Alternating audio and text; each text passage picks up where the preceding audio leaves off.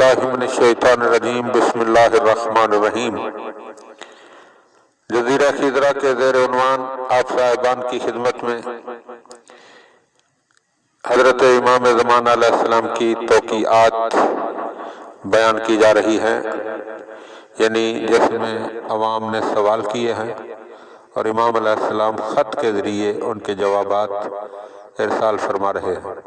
सवाल: अगर कोई शख्स नमाज जाफर तैयार पढ़ते हुए क़याम या कऊद या रुकू या सुजूद में तस्बीह यानी ज़िक्र भूल जाए और ये याद रख के नमाज जाफर तैयार में जो तस्बीह पढ़ी जाती है सुबहानल्लाह वल्हम्दुलिल्लाह वला इलाहा इल्लल्लाह वल्लाहु अकबर, अगर वो ये ज़िक्र भूल जाए और इसी नमाज में आगे बढ़कर याद आ जाए तो क्या जहां याद आए वहीं वो भूली हुई तस्बीह पढ़ ले या इसे छोड़कर आगे बढ़ जाए, यानी नमाज पढ़ता रहे?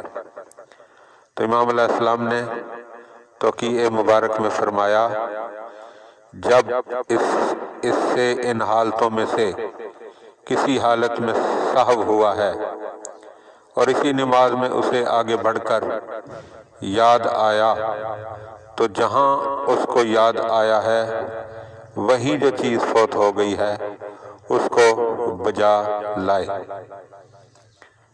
अगला सवाल: एक औरत के शौहर का इंतकाल हो गया तो क्या वो उसके जनाजे में शरीक हो सकती है?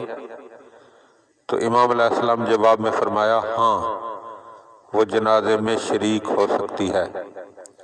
अगला सवाल: क्या बज़माना इद्दा में अपने शौहर की कब्र की ज़ियारत के लिए जा सकती है? जवाब: अपने शौहर की कब्र की ज़ियारत को जा सकती है, मगर शब अपने घर में बसर करे। सवाल: क्या वो कोई हक अदा करने के लिए जो इस पर लाजिम है घर से निकल सकती है, या वो घर से जब तक इद्दा में है बाहर नहीं जा सकती? तो इमाम अलैहिस्सलाम ने जवाब में फरमाया, अगर कोई हक है तो उसको अदा करे, बल्कि अगर उसे कोई ज़रूरत हो और इसका कोई देखने वाला ना हो तो अपने घर से निकलकर अपनी ज़रूरत पूरी करेगी, मगर शब अपने घर में बसर करेगी और कहीं और बसर नहीं करेगी।